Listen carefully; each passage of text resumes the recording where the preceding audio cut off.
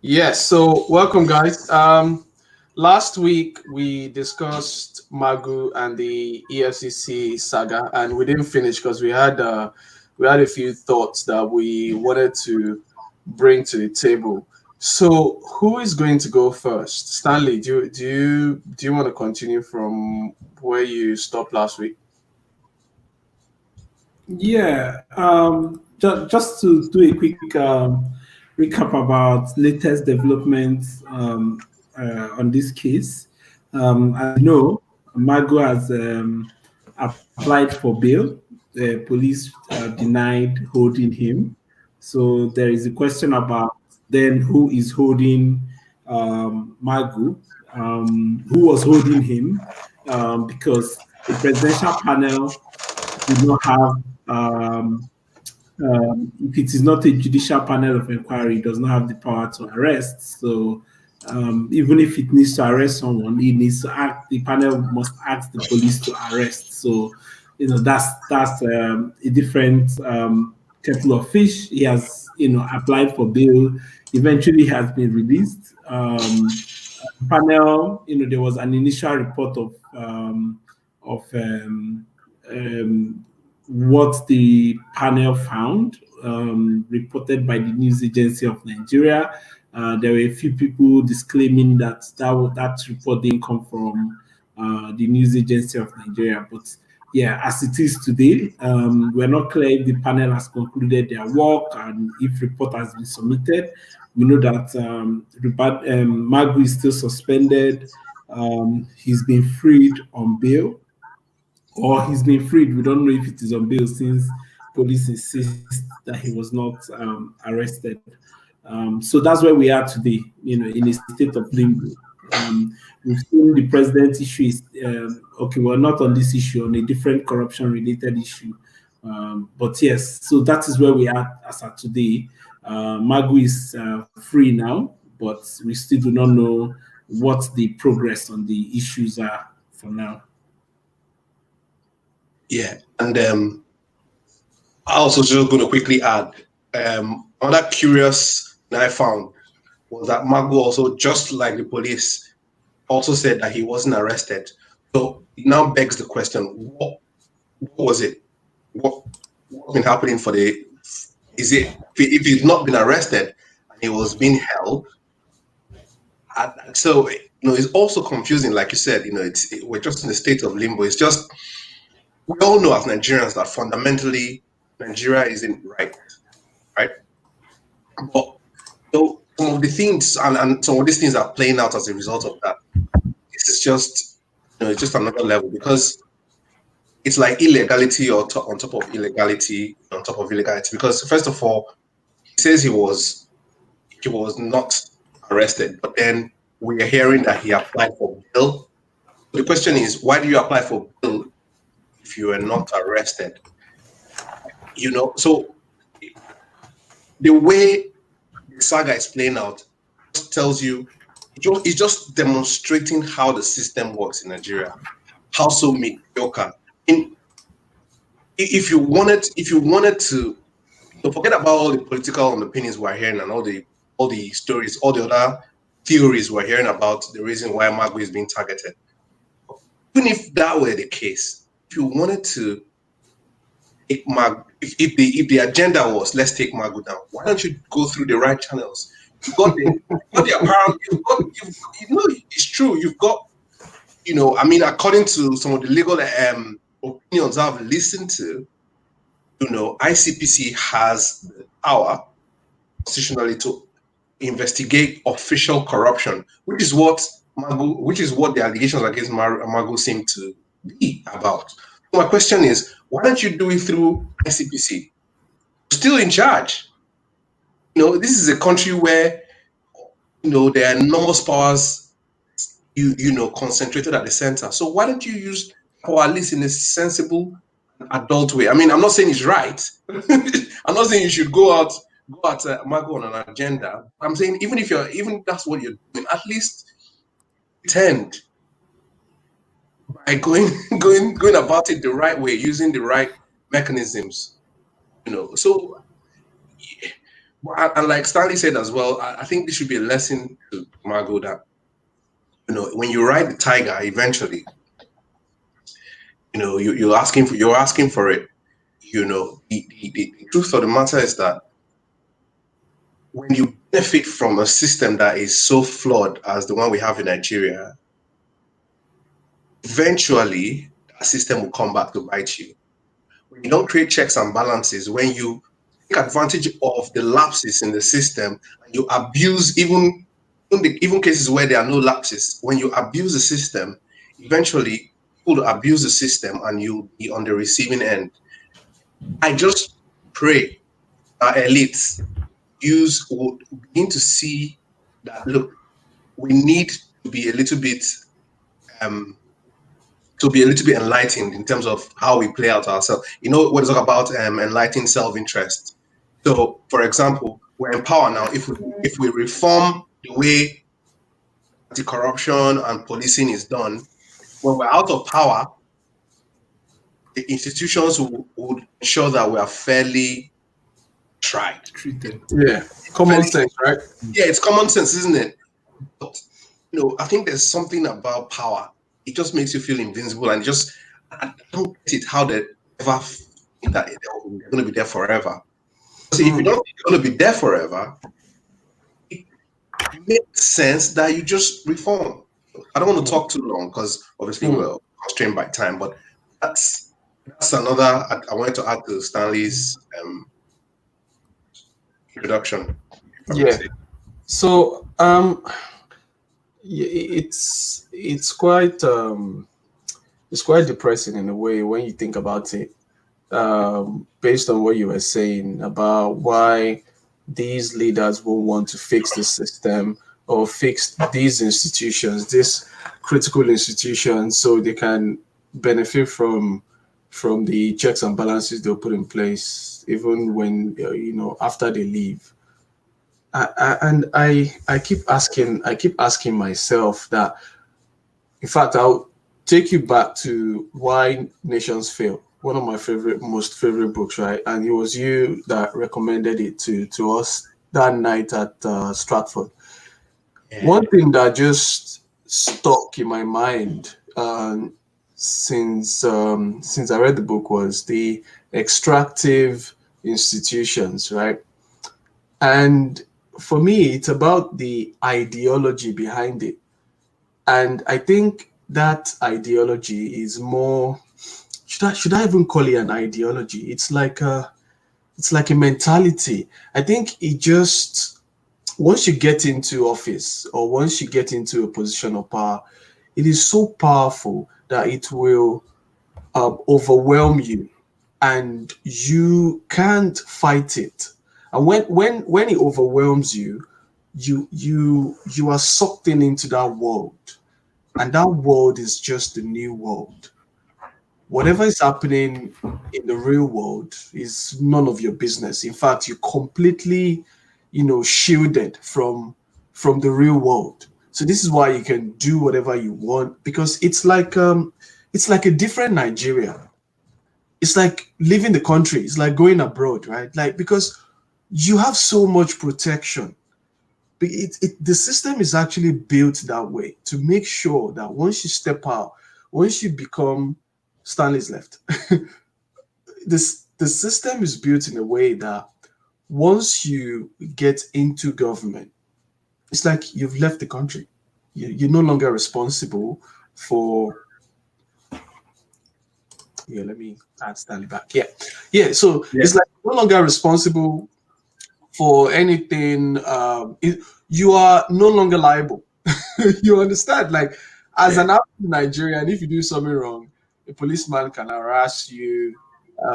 If you step out of line, anyone can try to set you straight. Even civilians, even people who have no business trying to do that.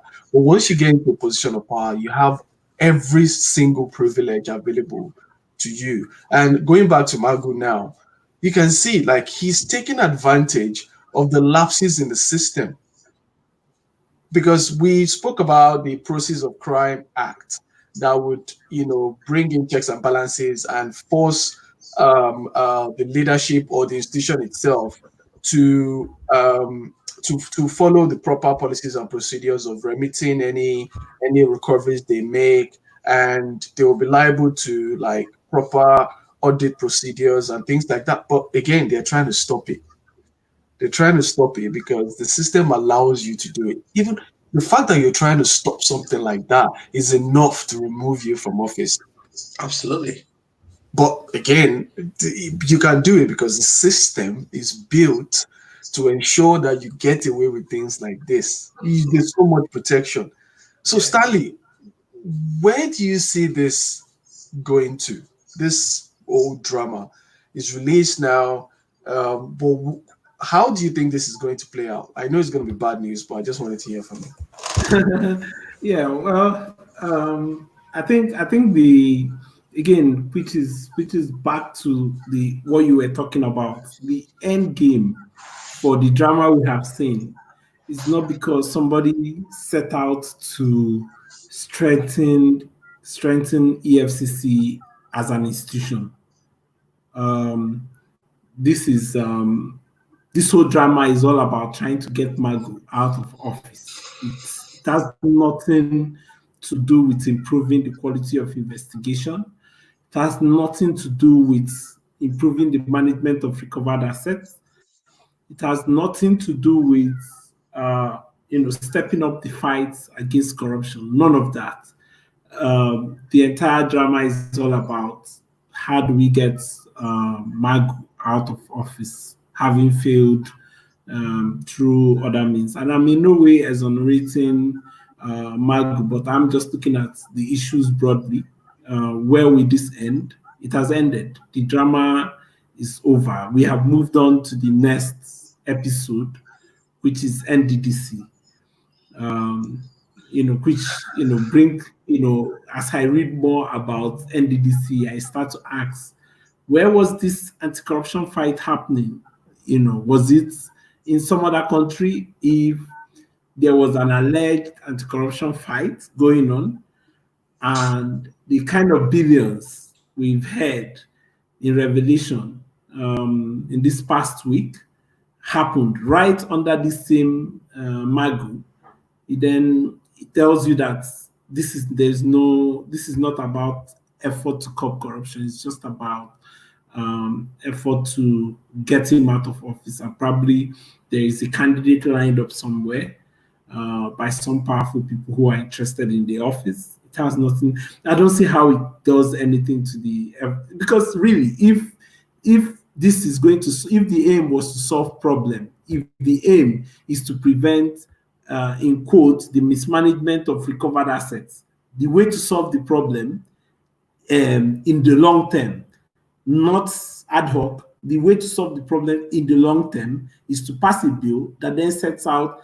a clear rule about how to manage assets, right? That's the way to solve this problem permanently, right? But in all of this drama, in all of these things playing out, nobody says anything about institutionalizing the process of managing assets. We are all focused on the entertainment coming out of the presidential panel set up to look into the allegation against Magu. So question is, so what next?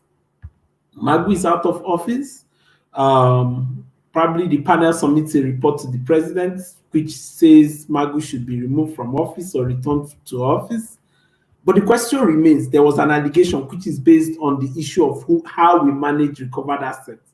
That question, nobody, as soon as this panel winds up, submits reports either one way or the other, nobody is going to talk about this issue again. Is either Magu returns to office and carries on like nothing happened, or he's pushed aside and somebody new comes and carries on from where Magu stopped. I don't see any groundbreaking solution to this problem. We've been entertained. Let's move on to the next episode, which is NDDC. And then after NDDC, there will be another episode. But there is no fight against corruption in all of this. Depressing. Very depressing. Danny, now, the question for you is, even when we are playing politics, Yeah. Like, this is all political. This is all a game. They just, like Stanley just explained. So they're trying to get rid of this guy. Even in this kind of scenario, we still can't do things properly. Yeah. Like, we still can't come up with a more civil or a more, like, a better approach, like a textbook approach to, because it looks like they have credible allegations against this guy. But right now we have this drama. Like, we can't even, it's like, how do I explain it? It's like Hollywood, right? Like the Hollywood, for me, I believe the biggest propaganda machine in the world is Hollywood. And I am a big proponent of propaganda. I'm a big fan of propaganda because propaganda can be used to do a lot of good. Yep. It can also be used to do a lot of bad things, right? So, but I'm a big fan of good propaganda, like sending messages to the minds and trying to correct people's perceptions and stuff. All for the good. Now, Hollywood has played a key role in the development of the United States of America because they've given the world a perception of the US about how the US, like, even without you reading a book, if you just watch American films, you can sort of conceptualize the story in your head about how the country became what it is today, how they got so massive, so powerful, their IT capabilities and all this other stuff, right? And the reason is you use all those tools or all the channels you have to send a message to the rest of the world or to Americans, right? In Nigeria, we don't take advantage of any situation to send a message. For me, this is a perfect way to send a message to the rest of the country saying we do things properly now. Like, okay, this guy, even though it's political, but you can still hide behind rule of law and say, these are the stuff we found. Yep. This is the main allegation. This is the law, and this is why we're taking these steps. And when they remove him, Nigerians are going to sit back and say, well, we can't really say much. But why is that even difficult for us to do?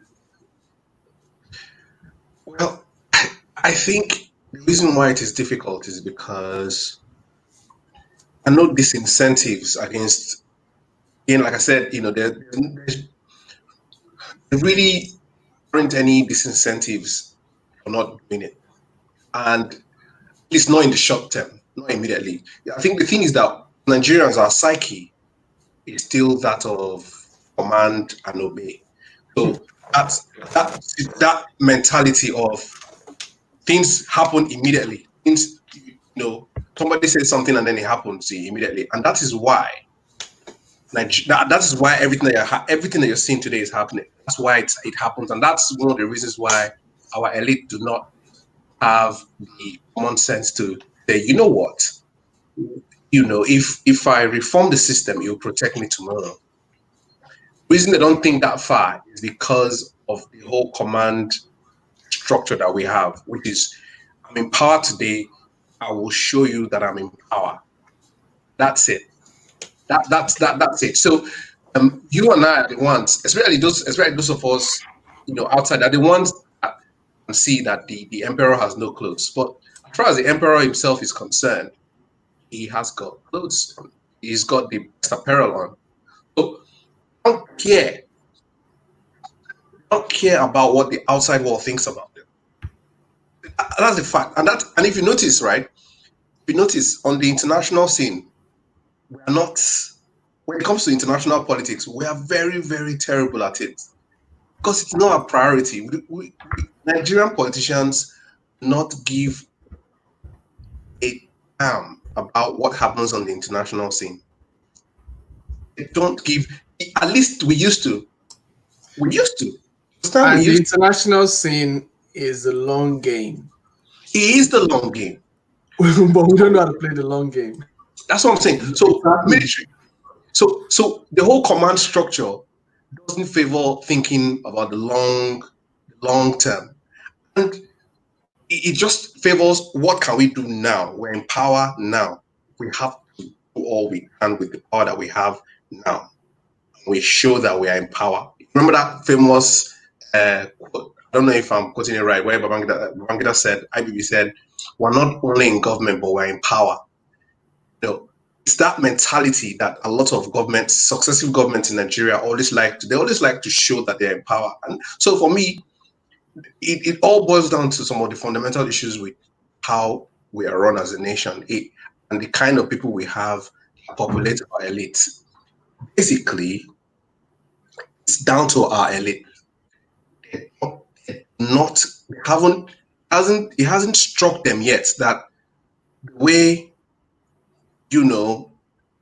what's his name, the Olisa, Metu, folks like that, the way, the kind of, the way they're being treated, the way a few of the political actors who are no longer in favor, who are out of favor, being treated, hasn't struck the minds of most of our elite that this could be me tomorrow.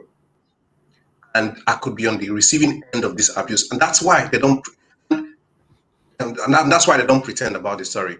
And if you now bring that to why they don't pretend, the thing is that because they don't care about the international, how they're perceived internationally, there's no need to pretend. When you're in power, why pretend when you're in power? No, on a serious note, there's no need to pretend when you're in power. Like, and to a large extent, actually, it's like, I don't even know how to put it, but you don't feel the need to pretend because of that sense of power. And then also another thing, mainly the fact that we run our governments on the basis of people's leaders' personality. Thank you. Remember what last week we talked about, when the first of Buhari, we were talking about Buhari's body language. I think one man can change. If only he could do that, he need to run for the presidency. If all we needed was Buhari to be around, he didn't need to run the presidency. The presidency is an institution. It's a whole lot of people that we don't see. Those are the people that matter the most. Like someone mentioned that last week. That the people that we don't see the presidency, those are the people that matter the most. So again, it boils down to the fact that honestly, our elites do not care. All of these things we're saying here, we're just speaking English. We're just talking English. You have the grammar. They'll tell you straight up, you have the grammar, I have the power. You speak the grammar, I will have the power and demonstrate the power. I will show you, I'll show you that I have power. And that's what it's about in Nigeria. It's all about power. Power for nothing. Power for our sake. Nothing more. Not for posterity, not for the good of the people, for the sake of power. That's why we don't pretend. That's why we don't even try to wrap it around, wrap our illegalities around the process, at least. Pretend that we're going to go through the right channels and going via the right processes. But power is connected to money. In Nigeria, if you're powerful, you're rich by default, or you are very, very close to wealth. Yeah, because it is either you're protecting the rich, or you're trying to access wealth by accumulating power, and that is evidenced by what the military has been able to do over time. How they've literally just taken everything from our coffers over time. The oil and gas industry is a perfect illustration of that. So Stanley, I really to be honest, I don't have any words, because my question was going to be, what is the way forward? But I know exactly what you're going to say. Seriously. Well, we can wait and see if anything different will happen from that thing. You know what you're thinking. Okay. You know. Okay. Question. Like, what Bani said about one man. It's a very. I think there's a lot of nuance involved in it. Because that argument or that talking point is very logical when you think about it, that one man can fix it, the institution is more important than the man. The faceless people or the faceless personnel, those are the key guys in charge of it. But who is ultimately responsible for making sure that, or how do we start this process? How do we set the ball rolling? I believe we have to start. I believe, I don't know. I don't want to say one man has to start it off, but I believe in that concept of having somebody who is going to not bail the cat in a way, but somebody who is going to be strong enough to make some big sacrifices for us to have more people in key positions as a collective, then we can have a better chance of building institutions. Because right now, it looks like we don't even have anyone strong enough that we can look up to and say, you know what, I'm going to kill myself to work for this guy. And when I get to work for him, these are the things I'm going to do because he inspires me, and I am going to make sure I get there because I want to work for him. I know the way he thinks, I know his ideology, I know what he wants to achieve. Right now, we don't even have that. We don't even have any. There's really, like, Stanley. If I were to ask you, which politician would you die for right now? Like, which politician would you? In Nigeria. You understand. But if I ask you, if I ask you to pick someone in the international community, even though I know like politics everywhere is dirty and all, you tell me one politician you easily work for. Mm-hmm. Of course, I can find someone depending on country you call. Like there's someone, not because they are perfect, but because they won't behave the way we have seen politicians behave. But I think the word you were struggling with is competence. We do not have competent politicians yet, and this competence is not just restricted to our politics. It's eating so much into us that we're like, I don't want to say we're incapable of being competent in the real sense, but I know that somebody will say, "Oh, you're generalizing." I'm not attacking an individual. I'm talking about how our society now operates. It is incapable of being competent as a society, not individual. You can find one or two individuals, but the society is set up in such a way that its aim is not to build institutions, but its aim is to whittle down the powers of the institution. And I'll give an example with the current situation that we have. A part of me feels strongly that we shouldn't have a separate agency as EFCC. I do not think what we needed was a unit like NFIU as a separate financial intelligence gathering process, right? We should have, if I was making the decision between setting up EFCC or not, I would go with not setting up EFCC. How about ICBC? I will also not bother, I will also not bother with that, right? Okay. And this is my thinking. I will have a financial intelligence unit, but I will have a very powerful Ministry of Justice with financial crimes division, with civil rights division, with all sorts of divisions, right? Strong enough, because at the end of this, when you separate all of the news making the rounds, all of this Magu challenge comes down to power tussle between EFCC chairman and the Attorney General, right? And because of that power tussle, we have literally ended every claim of fighting corruption. It has ended. You can't say this abroad. If you go out of the country and say, look, if like someone said on the TV appearance that we all saw, said, if you were Magu, will you return back to office? No, you can't go abroad and say you're fighting corruption. You have been ruined. Nobody will take you serious. And all of this is because two people had power tussle, right? In fighting for power, they have not looked at the broader interest of the country. They all just care about this power that we're struggling with. So for me, it's not, and I think it's also, I don't know if I would say it's deliberate, because I'm not in their mind when they are thinking these things true, but I think that there is a deliberate effort, to destroy institutions by balkanizing, setting up ad hoc side distraction, right?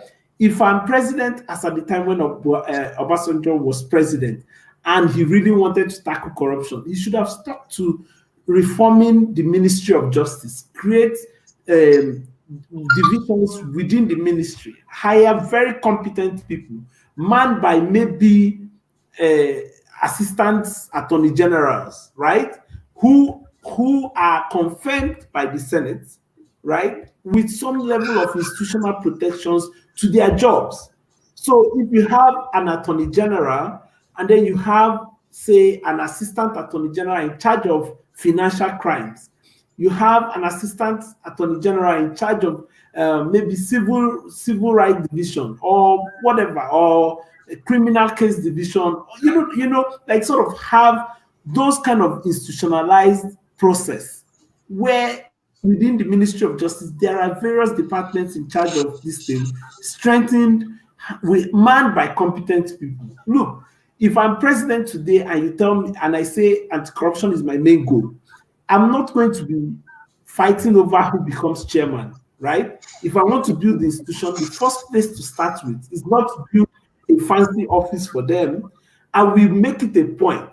I will make it a point that every good lawyer that graduates from Nigerian law school, their first option of job should be to join the Financial Crimes Commission or join the office of the Attorney General. That should be their, going to the private sector shouldn't be the first option. And you see this elsewhere where the best brains are hired by government. Because you need the smartest people to be ahead of, a step ahead of the criminals, right? So it's not about building a fancy office for EFCC. It's not about struggling for a chair of EFCC. It is about equipping the institution to do the right thing. And the way to equip the institution is to make sure that the laws establishing that institutions are strong, and that institution has the right staff. And I like to go back to one example. One example is, you remember Aruma Ote when she was DG of Stock Exchange, right? When she was the DG of Securities and Exchange Commission, right? And she realized, and this is why when you have the right people in office, they can, in small time, make a lot of difference. Aruma realized that at the heart of all of the problem facing SEC was having the right people in the institution. So she went out of her way to hire the most competent people she can find through an extremely competitive recruitment process. That recruitment process is at the heart of what you saw when she was dragged before the National Assembly and accused of all sorts, right? But she withstood all of the pressures and attacks that she faced.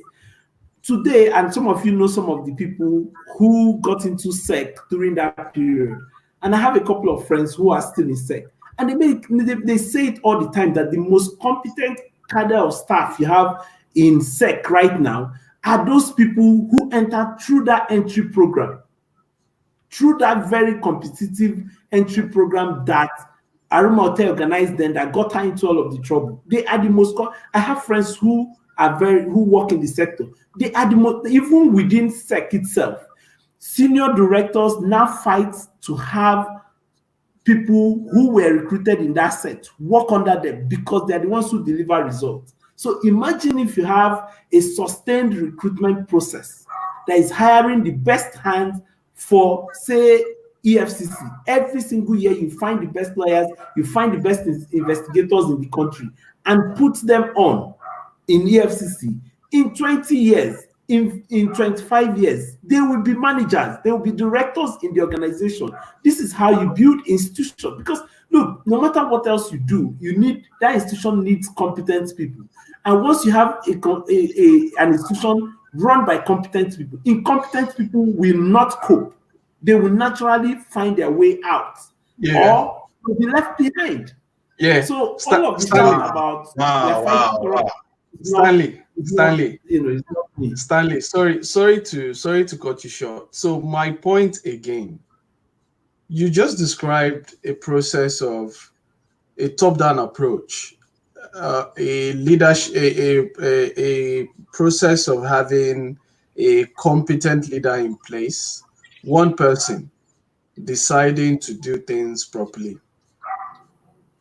has potentially led to a change in the long to medium term course of an institution like SEC. Because that lady, I'm pretty sure the reason she did what she did was because she was competent. I've watched her speak, and I've read her bio, and she just seemed very competent to me. And I'm not surprised that she put this in place. I'm not surprised that she led a very competitive recruitment, because if you have competent leaders, they won't be challenged, or they won't be scared to hire competent people. But if the leadership is not competent, you might have problems, because they might not want challenges, or they might not want people who are going to come in and expose them. Exactly. So again, is at the heart of it that if you have competent people running the institution through a gradual incremental process, we can get out of this drama. And then so one other thing I wanted to raise before we move on is that I quickly took a look at the EFCC Act, right? I took a look at the EFCC Act. Now, the only people who can chair the commission are people who are either commissioner, assistant commissioner of police rank and above in any of the military or paramilitary agencies, right? And I was just wondering, with the way the world is changing, with the way financial crimes, people are buying bitcoins, to move money abroad.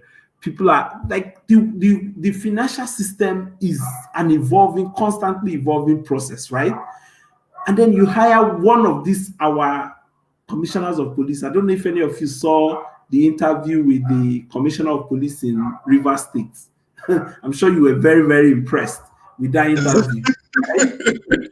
I'm sure you were very impressed. So tomorrow, somebody takes one of those kind of people and makes this person head of EFCC in this century, where every single day technology is changing, and you hear that kind of commissioner of police, now EFCC chairman.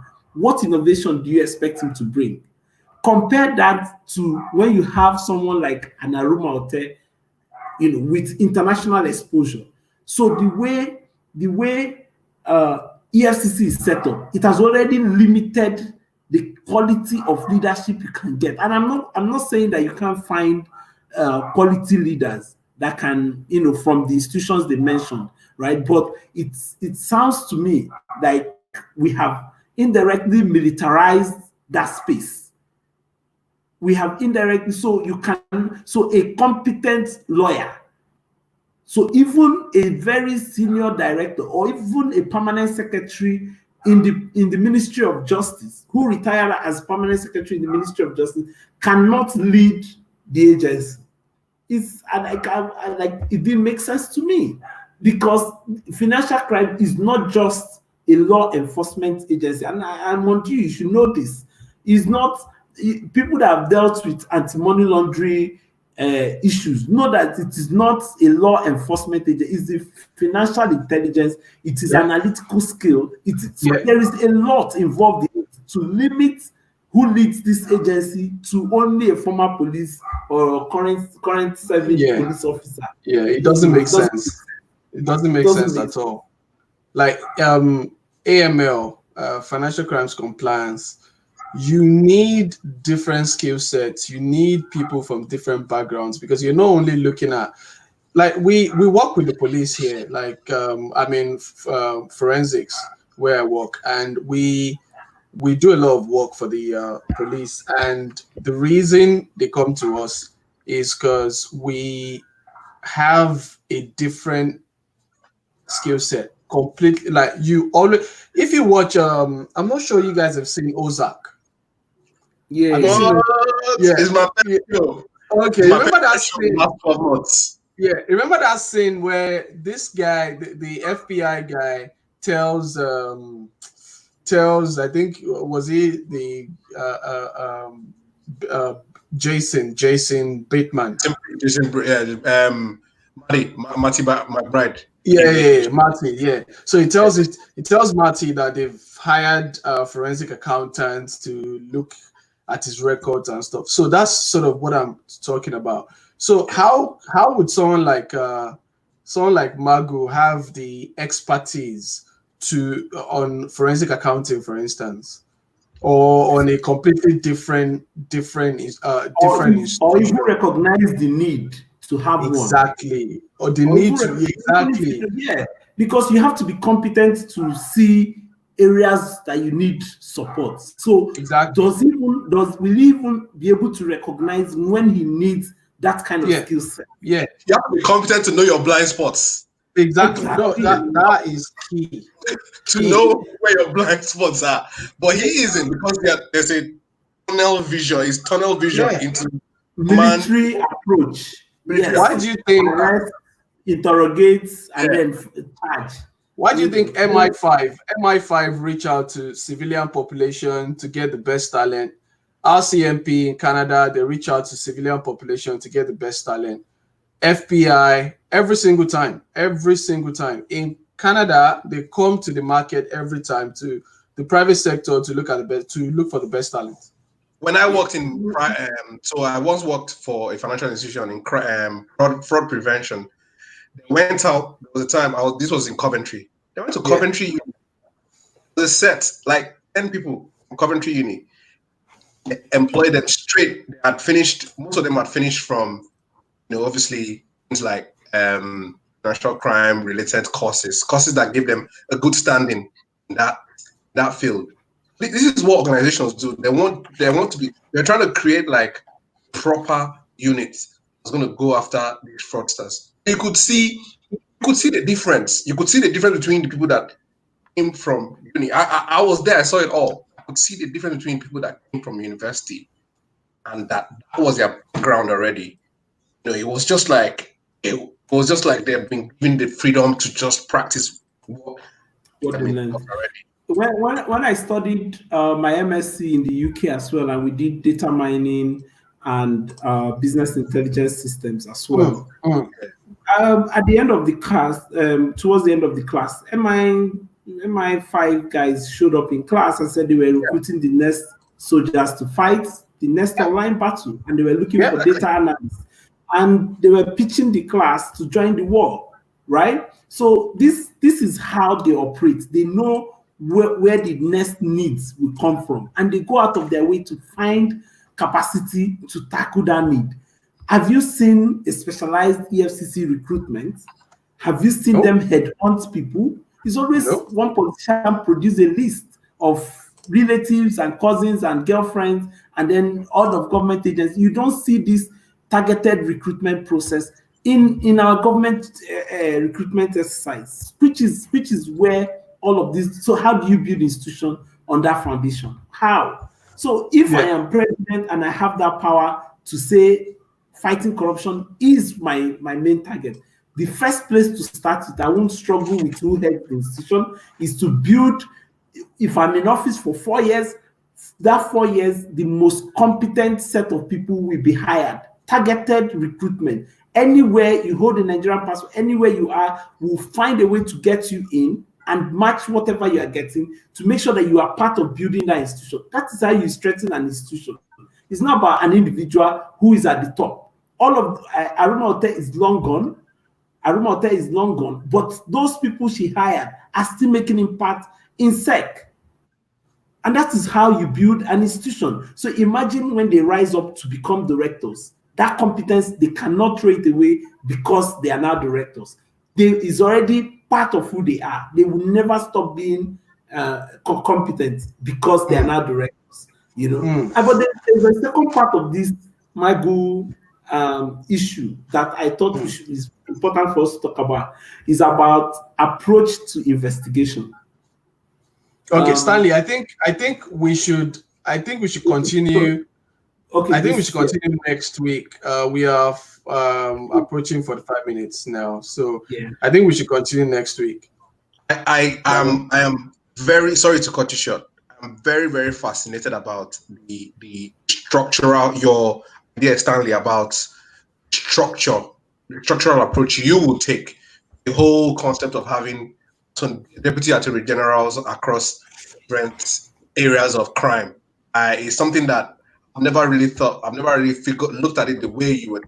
I think for me, that's my main takeaway from today's conversation. Yeah, exactly. Me too.